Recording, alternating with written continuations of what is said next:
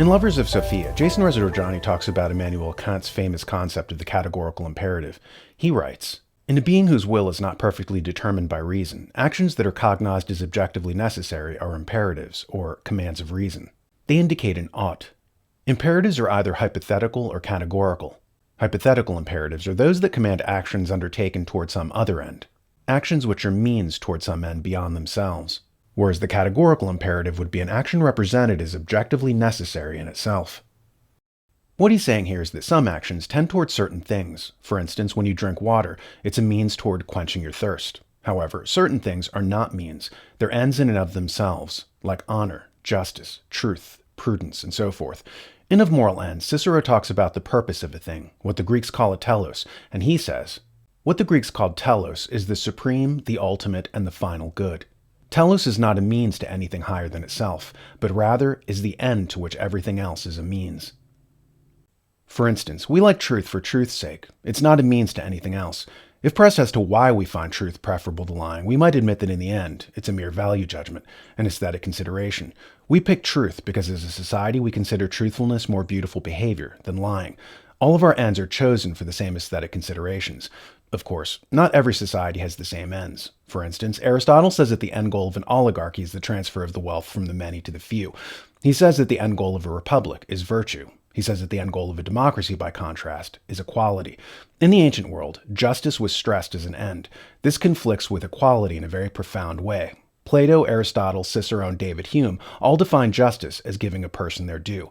Not more, not less. So if you chip in for 1/6 of a pizza, you get 1/6 of the pie. That would be justice. To get 2/6 would not be justice because you didn't pay for 2/6. In a society that favors equality, however, you might find somebody claiming that it's okay to violate justice and give another man a piece of pie that he didn't pay for. When challenged as to why, the excuse would be to make everyone equal, regardless of the effort or the merit that they put into it. So this end goal of equality violates justice. Aristotle says, the greatest inequality resides in trying to make unequal things equal. But in a society that values equality above justice, you'll make excuses for such things. You'll rob somebody who worked for something and give it to somebody who didn't, upon the premise that irrespective of the moral violation, they're all equal in the end. And equality is the main thing, right? Right? Well, in many societies, equality would not be the main thing. Justice would be. It depends upon who's doing the course setting for the society, who sets the values.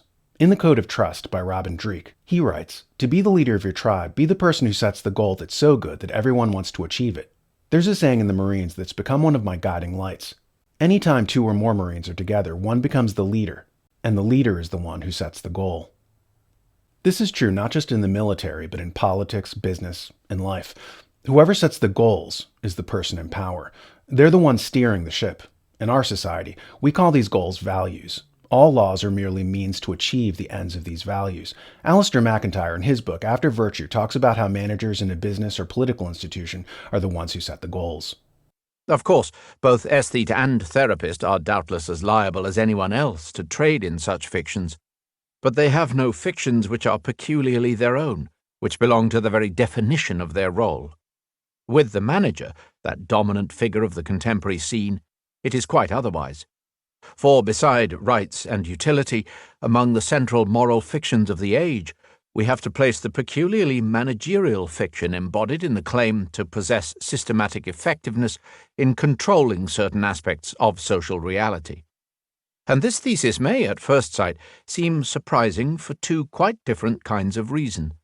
We are not accustomed to doubt the effectiveness of managers in achieving what they set out to achieve, and we are equally unaccustomed to think of effectiveness as a distinctively moral concept, to be classed with such concepts as those of rights or of utility.